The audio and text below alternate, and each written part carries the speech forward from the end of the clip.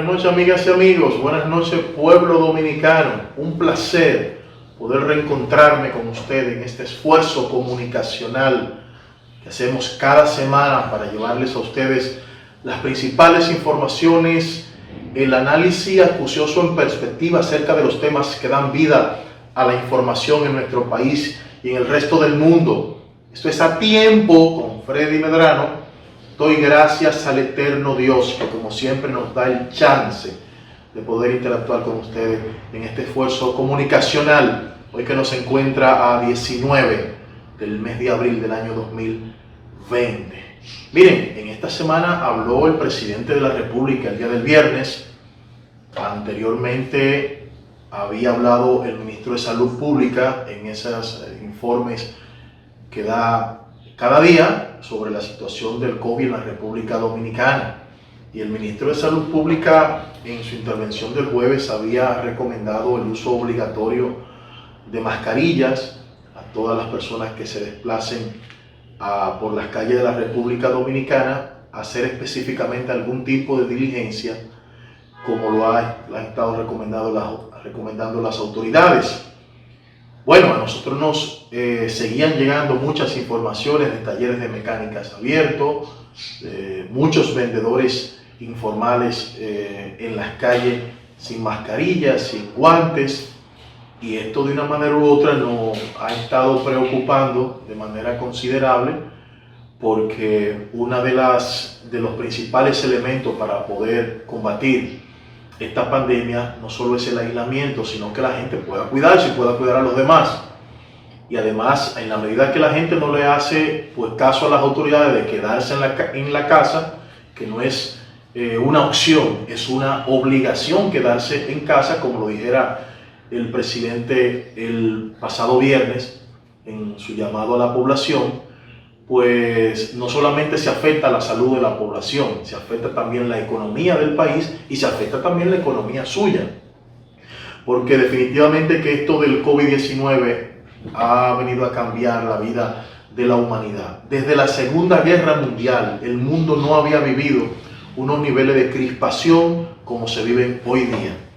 Esto ha creado todo un sentimiento mundial y cuando creíamos tener las respuestas, nos cambiaron la pregunta, como decía Benedetti, porque el tema del coronavirus es una pandemia que resiste al tratamiento, y no solamente resiste el tratamiento, es una pandemia que por su complejidad no le da certeza a la clase médica al momento de la intervención con cada paciente. Y cuanto más cuando el paciente tiene alguna otra complicación como de respiración, como de diabetes o otro tipo de enfermedad, pues se complica mucho más, por lo que la población tiene que seguir llevando a cabo el tema de la cuarentena, quedarse en sus hogares. El presidente de la República habló este viernes. En nuestro siguiente bloque vamos a presentar un reportaje sobre este discurso del presidente, que no es nada más y nada menos que un discurso de rendición de cuentas de todo lo que el gobierno, todas las medidas que el gobierno ha venido tomando para combatir esto del COVID-19. No es un asunto tampoco solo del gobierno, es un tema que tienen que seguirse involucrando las iglesias, que tienen que seguirse involucrando las juntas de vecinos, que tienen que seguirse involucrando la sociedad civil. Todos tenemos que involucrarnos para que esta pandemia pueda reducirse al mínimo, porque de una manera u otra pareciera que vamos a tener que convivir con este virus. Yo quiero irme de inmediato al resumen de las principales informaciones que han sido noticia hasta el día de hoy.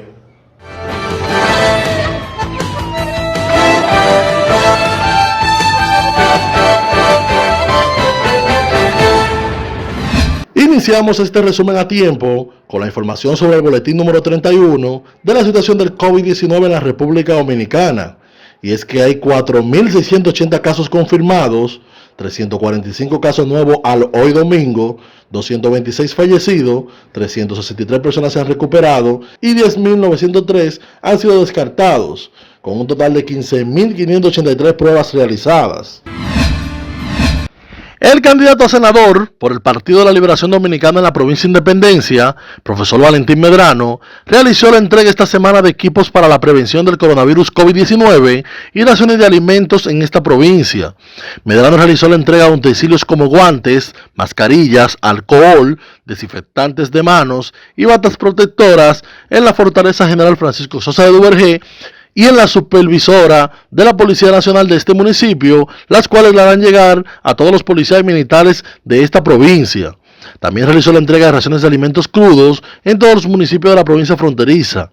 Medrano dijo que estas son las primeras entregas y que continuará apoyando a los municipios y su provincia. El alcalde de Santiago, Abel Martínez, anunció ayer sábado la incorporación de drones a las labores de desinfección de la ciudad que realiza su propósito de la pandemia generada por el coronavirus. En un mensaje en su cuenta de Twitter, el edil mostró un video en el que los drones especializados que usará en la tarea. Sin embargo, la novedosidad no encantó a muchos seguidores de las redes que le ven poca utilidad en la lucha contra el coronavirus. El 39% de la población le gustaría que Gonzalo Castillo, del oficialista PLD, estuviera al frente del país manejando la crisis provocada por el coronavirus, luego de que pasan las elecciones presidenciales, frente al 36%, que prefiere que sea Luis Abinader, del opositor PRM, según los resultados de la encuesta Still Latinoamérica. El 16% prefiere que sea el expresidente Leonel Fernández, candidato de la Fuerza del Pueblo. Cuando la pregunta se hace en torno a la simpatía de partidos, el PLD toma la delantera como el 43%, sobre un 33% que obtuvo el PRM y un 4% de la Fuerza del Pueblo. Los partidos de oposición y organizaciones de la sociedad civil reiteraron el llamado al presidente Danilo Medina a la realización de un diálogo de unificación nacional para trazar las líneas estratégicas fundamentales para combatir la pandemia del coronavirus COVID-19 en el país. Si el gobierno dominicano sigue en su actitud de sordo silencioso, vamos a continuar en la misma situación, expresó Miguel Decán, presidente del Partido Revolucionario Socialdemócrata, en una rueda de prensa virtual. El dirigente del Partido Revolucionario Moderno, Orlando Jorge Mera, respondió a las declaraciones emitidas durante el boletín número 20 por el ministro de Salud Pública, Rafael Sánchez Cárdenas. El PRM denunció supuestas irregularidades detectadas en las licitaciones de compra del Ministerio de Salud, en las que unas 35 fueron en promedio de 4 horas y 25 minutos entre el momento de su publicación y la presentación de oferta. El doctor Sánchez Cárdenas defendió la transparencia con la que dijo actúa ese ministerio y además de mandar a estudiar la ley de compras y contrataciones, llamó al partido opositor a presentar evidencias legales. En cuanto al vocero de la rueda de prensa, Orlando Jorge Mera, sin mencionar su nombre, lo instó a que primero revise su expediente.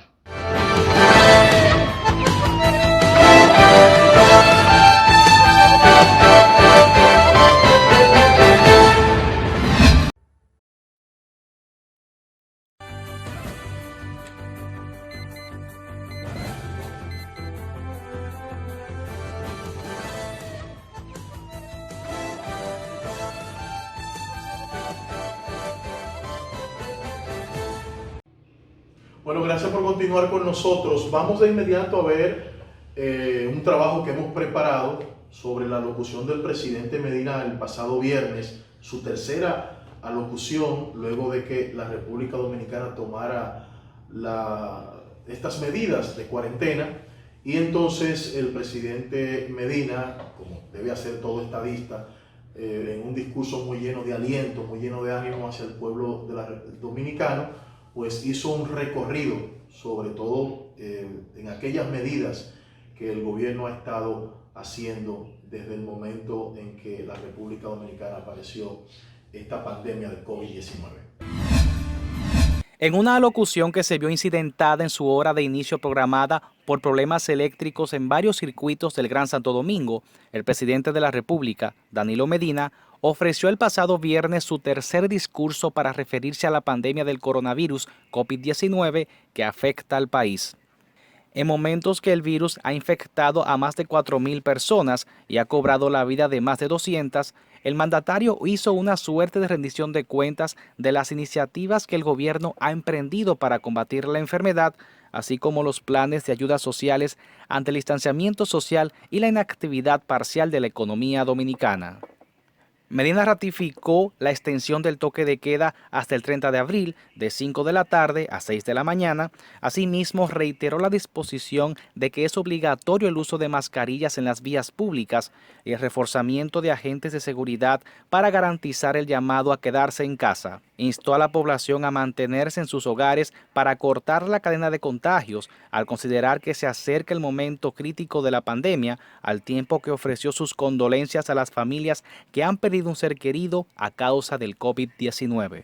El presidente dominicano además prometió, sin dar mayores detalles, que en lo adelante ayudará económicamente a sectores informales como son los pequeños comercios e hizo mención de peluqueros y electricistas. Danilo Medina dijo que su gobierno ha respondido de manera oportuna a la pandemia del coronavirus y aseguró que en el plano internacional el pueblo dominicano es de los que mejor ha acogido el llamado a distanciamiento social y que el país será de los pocos que no sufrirá de lleno los efectos de la recesión económica mundial. El discurso del presidente de la República en lo inmediato fue torpedeado por varios sectores sociales y políticos. El secretario general del PRM, Orlando Jorge Mera, lo catalogó como un discurso fantasioso e insustancial, mientras el dirigente de la Fuerza del Pueblo, Roberto Rosario, se cuestionó diciendo: ¿qué le pasa? ¿Está bien? ¿Alguien miente? ¿El ministro de Salud o el presidente? En todo caso, estoy obligado a seguir escuchando hasta el 16 de agosto, precisó.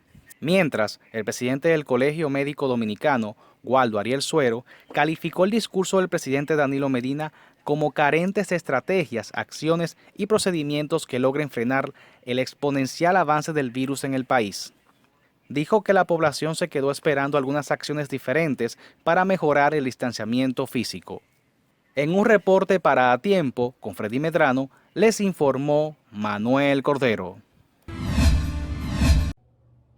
Bueno, la Constitución de la República Dominicana le da la facultad a la Junta Central Electoral de organizar, de dirigir y de supervisar las elecciones, y la Ley 1519 de régimen electoral, específicamente en su artículo 18, su literal 7, le da la facultad a la Junta Electoral también de posponer elecciones o de llamar a elecciones extraordinarias. Recordemos que en febrero no pudimos tener elecciones fruto del tollo creado por el sistema del voto automatizado, y entonces las elecciones fueron pospuestas para el 15 de marzo. Efectivamente tuvimos elecciones el 15 de marzo. Ahora tenemos la situación del coronavirus, es una situación sanitaria, la salud tiene que estar por encima de todo, y la Junta, a petición del Foro Permanente de Partidos Políticos y de otras organizaciones que ya le habían dicho a la Junta, tiene que pronunciarse con este tema, tiene que decirle al país para cuándo la Junta pudiera ver pertinente unas próximas elecciones. Y de seguro que al momento de tomar esa decisión la Junta también consultó la clase médica, me imagino, consultó a algunos expertos para más o menos ver cuál pudiera ser la evolución de esta pandemia en la República Dominicana. Lo cierto es que el 5 de julio, y en el eventual caso de una segunda vuelta, el 26 de julio, la Junta ha convocado las próximas elecciones. De seguir entonces con la situación que tenemos, bueno, el propio presidente de la Junta Central Electoral ha dicho que tendríamos que modificar la Constitución de la República para dar paso a un nuevo tramo legislativo, ¿verdad? Para entonces unas nuevas elecciones. Fruto de esto, nosotros hemos preparado un trabajo que tiene que ver con el tema electoral, sobre todo la Organización de Estados Americanos, en este informe que ha dado, donde una de las principales razones del informe, pues dice que el sistema preparado para organizar más del 60% de las elecciones de febrero no garantizaba la integridad electoral ni la seguridad de la información. Entonces uno se pregunta cómo, siendo esto así, fue posible que la gente del Departamento de Informática de la Junta Central Electoral convenciera a los miembros del Pleno de la Junta Central Electoral para ir a unas benditas elecciones con este nivel de riesgo, con estos niveles de debilidad. Y no solamente eso, sino que la llamada empresa Alhambra Eidos, que es una empresa española contratada por la propia Junta Central Electoral para la verificación o la auditoría al voto automatizado, había dicho a través de un parte informativo de notas de prensa que no solamente este sistema de votación contaba con ser un sistema robusto, sino que era vigoroso y que era confiable. Bueno, ni confiable, ni vigoroso, ni robusto, según lo que ha dicho el informe de la Organización de Estados Americanos. Siendo esto así, entonces tiene que haber responsable, hay un responsable o hay varios responsables. En el caso del Departamento de Informática de la Junta Central Electoral, que le creó nada más y nada menos a este país que un elemento disociador en este tiempo, donde mucho tiempo atrás, o por primera vez en la historia, este pueblo se vio sometido a una situación como esta. Vamos a ver, que no tengo mucho tiempo, el reportaje preparado por nuestro equipo de producción. Con el ámbito político, esta semana, el país recibió la incógnita de los últimos meses. ¿Qué pasó en las elecciones de febrero? Y es que la Organización de Estados Americanos, OEA, concluyó que la causa de las suspendidas elecciones municipales del pasado 16 de febrero en la República Dominicana fue la mala gestión del equipo de informática de la Junta Central Electoral, que produjo el ineficiente diseño de software del voto automatizado. El equipo auditor de la OEA establece que no encontró evidencia de ataques externos, sabotaje o intento de fraude en los fallidos comicios. Con el documento de 45 páginas, entregado el pasado martes a la Junta Central Electoral, la OEA determinó que el mal manejo dado por la Dirección de Informática se suma a no haber contado con herramientas para detectar o prevenir la falla y no haber podido mitigarse a tiempo. El informe de la OEA detalla 21 hallazgos de su auditoría al voto automatizado. Las elecciones municipales fueron suspendidas a solo 4 horas de iniciada por el órgano comicial al fracasar el voto automatizado, que sería implementado en 62% de los colegios electorales. Con el tema, el Partido Revolucionario Moderno, líder opositor, exigió a la Junta que se realice el debido saneamiento de áreas sensibles como la Dirección de Informática y la Dirección de Elecciones, sobre todo ante la enorme tarea que tiene por delante de organizar y celebrar las elecciones reprogramadas para el próximo 5 de julio y que deben ser libres, justas y transparentes. Al dar a conocer su posición sobre el informe de la OEA sobre las suspendidas elecciones de en febrero, el PRM dice reconocer el valor del estudio y que el informe no descarta que las fallas detectadas no solo fueran el resultado de la incapacidad del equipo técnico y de la gestión de la Junta, sino que también sugiere una posible complicidad de algunos de sus miembros para conseguir el objetivo de evitar la derrota que se proyectaba. En otro sentido, el miembro del Comité Político del Partido de la Liberación Dominicana y delegado suplente de la Junta, Danilo Díaz, planteó que luego del informe de la OEA se impone una atmósfera de entendimiento. Este informe, que libera a los partidos políticos de las irregularidades técnicas detectadas por la OEA, obliga a la Junta Central Electoral a adoptar las medidas del lugar, aseveró. Sostiene que la Junta, conjuntamente con los partidos, está llamada a adoptar medidas y acoger las recomendaciones sugeridas en el informe de la OEA. Tras darse a conocer el informe, la Junta Central Electoral encontró culpable, y es que el Pleno de la Junta Central Electoral dispuso la cancelación de su cargo al director nacional de informática, el licenciado Miguel Ángel García, por el fracaso de las elecciones municipales de febrero pasado.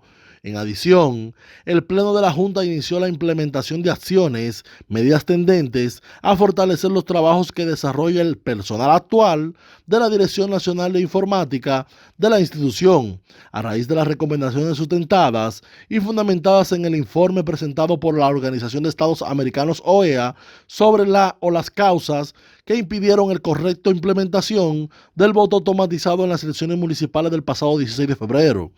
García se encontraba suspendido desde el pasado 20 del mes de febrero para no afectar las investigaciones. Sobre el tema, también se refirió a la Fuerza del Pueblo, han cortado la soga del director de informática. Eso fue expresado por el vocero de ese partido, César Fernández, al referirse al informe sobre el sabotaje de las elecciones municipales de febrero, donde responsabilizan al Departamento del Área de Informática de la Junta Central Electoral de las fallas de implementación del sistema de votación automatizado por mala gestión.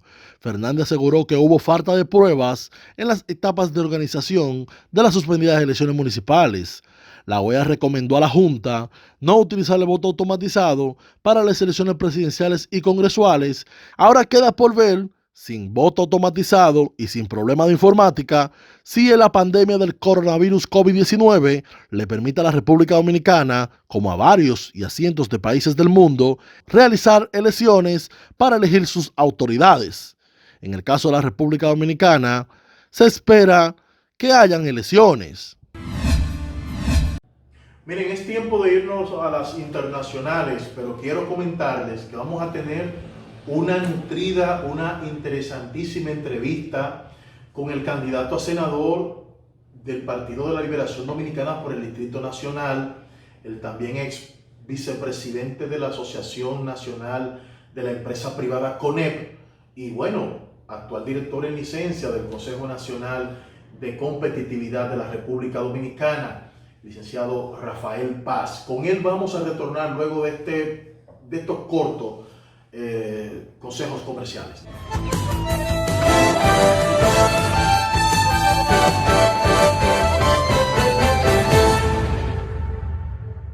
La escritora mexicana Amparo Dávila, llamada la maestra del cuento, falleció ayer sábado a los 92 años de edad, informaron instituciones culturales del gobierno de México. En un mensaje en las redes sociales, la Secretaría de Cultura lamentó profundamente el fallecimiento de la escritora zacatecana, a quien calificó de indudable protagonista de la literatura mexicana en el siglo XX, que destacó por su obra cuentística.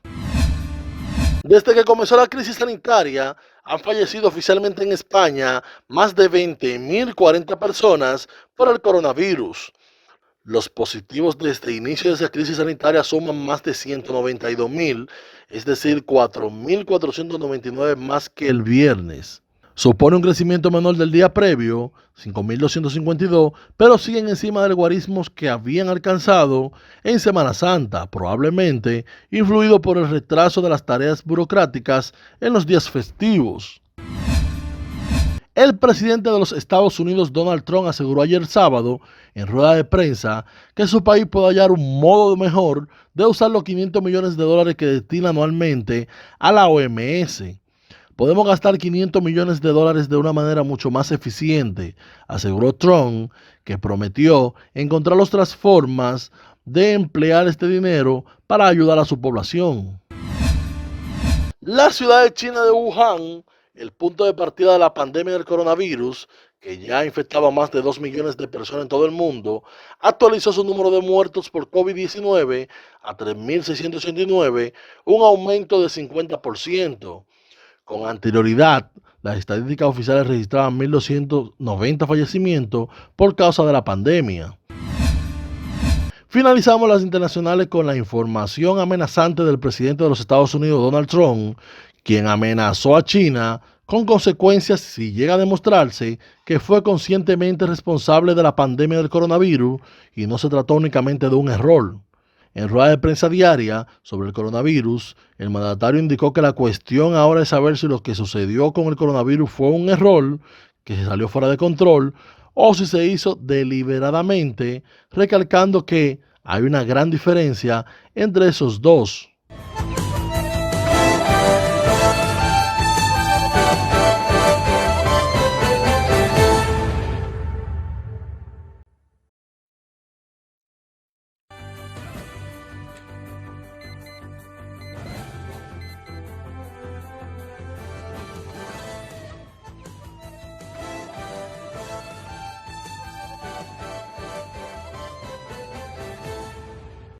Rafael, hay un punto y tú ibas en la línea prácticamente de la siguiente pregunta que quiero hacerte. La República Dominicana creció un poquito más del 5% el año pasado, 2019.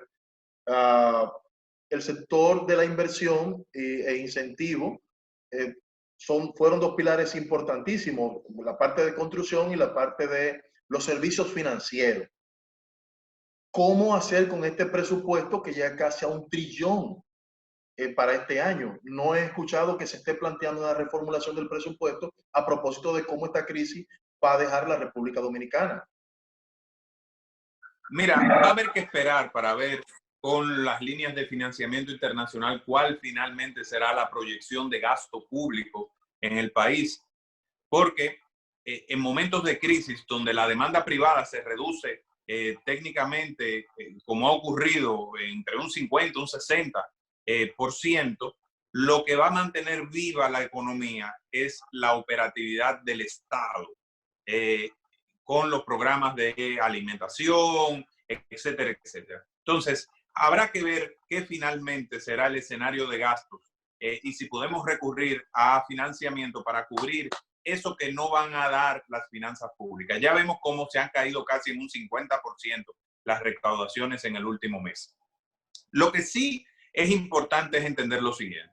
A nivel global, y vemos casos de las principales economías de la región como Estados Unidos, que ya proyectan se proyecta una caída del crecimiento mexicano de un 6.5%, y lo mismo ocurre con Brasil.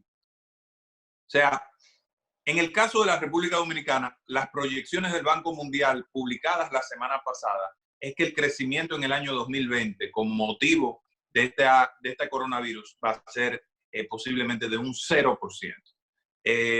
Eso nos coloca en una posición mucho mejor que cualquier otra economía de la región, pero para un país que está acostumbrado a crecer sobre un 5%, digamos, una caída de su ritmo de crecimiento económico que se va a sentir. Pero lamentablemente esto desborda cualquier situación previa y no ha dependido de nosotros. Es algo que nos ha golpeado como parte de la naturaleza. Estuve leyendo sobre todo el director ejecutivo de la Organización Mundial del Turismo, Subra Chili. Él se quejaba tal vez de algún tipo de orientación con relación a todo esto que está pasando en el mundo en materia del turismo. Tú hablabas ahorita, el turismo representó casi 7.500 millones de dólares el año pasado, 7.468 millones de dólares. Ese impacto en el sector turismo, cómo esa industria que es tan importante, tu visión para poder restaurar todo esto. Mira, nosotros el turismo es una locomotora de la industria, de la economía nacional, y nosotros tenemos que apostarle con duro. Todo lo que tengamos que hacer para mantener a flote la industria turística y para rescatar la industria turística y para reactivarla, tendremos que hacer. Yo soy un abanderado fundamental del sector turismo como una de las grandes fuentes de generación de divisas de la República Dominicana. Y es uno de los espacios donde hemos sido altamente exitosa. Es uno de los sectores de clase mundial que tiene la República Dominicana a nivel de productividad, reconocido por todas las firmas especialistas en desarrollo económico del mundo. Entonces, tenemos que apostarle, tenemos que rescatarla, tenemos que preservarla. Rafael, bueno, no podemos dejar de lado el plano político. Tú eres el candidato a senador por el Distrito Nacional del Partido de la Liberación Dominicana. Y bueno, la Junta Central Electoral, a propósito de que algunos sectores ya se habían pronunciado para que pongamos una nueva fecha a la celebración de las elecciones, donde se va a elegir nada más y nada menos que dos de los más importantes poderes del Estado, como es el congresual y el poder ejecutivo. Tu opinión con relación a esto, para luego entonces también nos dé tu opinión acerca del informe que hiciera la OEA, que ya es conocido por toda la opinión pública nacional.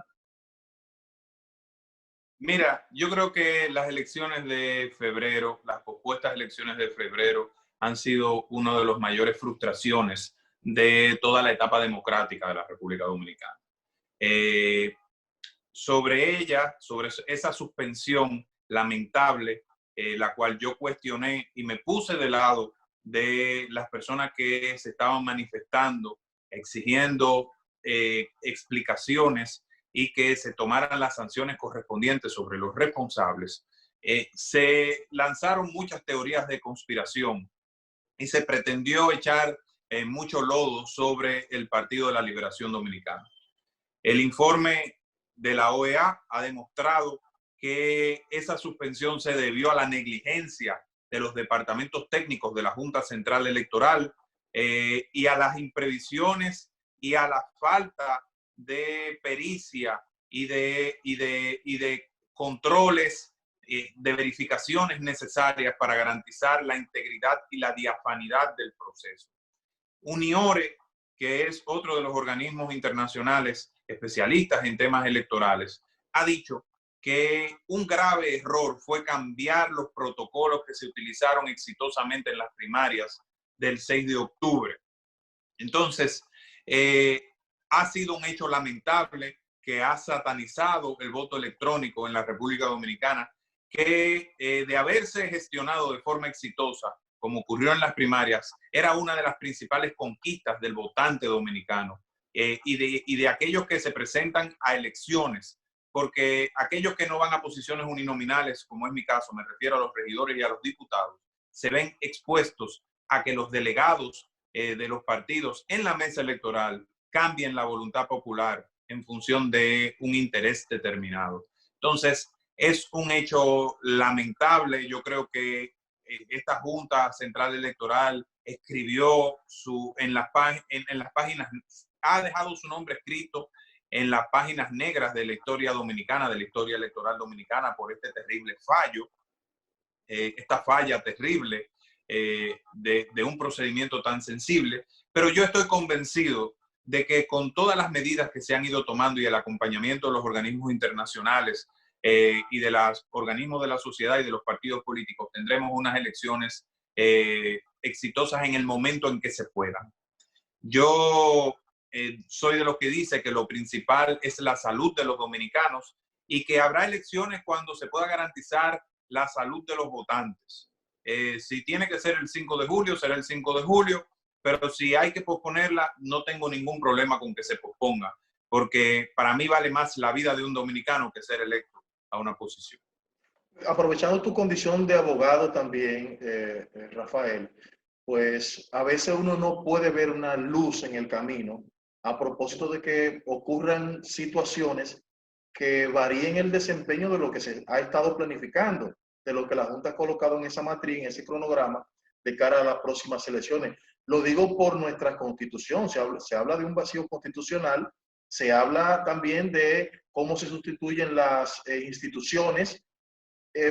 Estamos ahí al frente también de que en dado caso se puede sustituir el presidente de la Suprema Corte de Justicia, pero también tenemos la situación de que estas autoridades vencen el próximo 16 de agosto, según lo establece la nueva Constitución, la Constitución. ¿Tu opinión con relación sobre todo a esos tres elementos? Mira, yo he tenido una práctica fuerte en el derecho constitucional.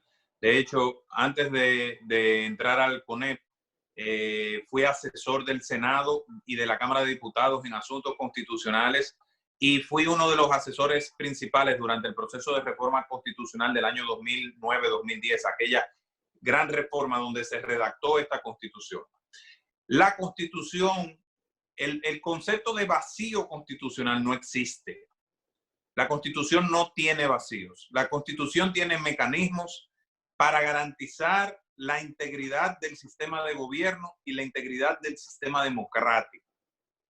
Lo que pasa es que personas que no están de acuerdo con una fórmula u otra, entonces señalan que hay un vacío constitucional para si las elecciones tuviéramos, perdóname que te interrumpo, si las elecciones tuviéramos que celebrarlas después de esa fecha, teniendo un mandato al 16 de agosto, ¿cuál sería esa vía? Mira, por mandato, por interpretación analógica de lo dispuesto por el artículo 177 de la Constitución, o el párrafo del artículo 177, las autoridades actuales deben permanecer en sus funciones hasta tanto sean electas las nuevas autoridades. Ahora, será una decisión del presidente de la República si permanece o no más allá del 16 de agosto o si presenta una dimisión al cargo y entonces lo sustituiría provisionalmente la vicepresidenta de la República. Esa es mi interpretación jurídica de lo que ocurriría. Pero vamos a esperar a ver cómo se desarrollan los acontecimientos. El Partido de la Yo sé que Liberación, vamos a poder llegar a un acuerdo. el Partido de la Liberación Dominicana, pues no le fue bien en las elecciones del pasado marzo. Muchos analistas aducen a que esto se debió precisamente a la situación de posposición de la Junta Central Electoral de las elecciones del pasado 16 de febrero. Ahora hay una condición diferente. Ahora no es en mayo, se está hablando de julio. ¿Crees tú que esto favorece al Partido de la Liberación Dominicana? ¿Crees que le favorece, que te favorece en tus aspiraciones a la senaduría? Mira, nosotros vamos a ganar las elecciones en el Distrito Nacional y voy a ganar la senaduría con Dios por delante, con una mayoría por encima de un 55%. Por una razón sencilla. Esta candidatura se ha construido sobre la base de aglutinar mayorías y de conectar con los sentimientos de los distintos sectores que integran la sociedad del Distrito Nacional. Me he formado, me he preparado y he hecho un proceso de construcción orgánica de un liderazgo con el objetivo de ser el próximo senador del Distrito Nacional. En esta coyuntura, eso se multiplica por una razón. Esta sociedad requiere de un senador y de un senado que pueda liderar el proceso de restablecimiento y reconstrucción de la economía de la República Dominicana, que haga equipo con el próximo gobierno para poder reconstruir los fundamentos de nuestros sectores productivos, elaborar y establecer los incentivos necesarios para reactivar las pequeñas empresas, el sector turismo, las zonas francas, el sector industrial y el sector agropecuario. Y yo tengo la experiencia y la formación para hacerlo. Además de que me he dedicado a ser una persona de concertación, no de generar divisiones, no de generar críticas estériles.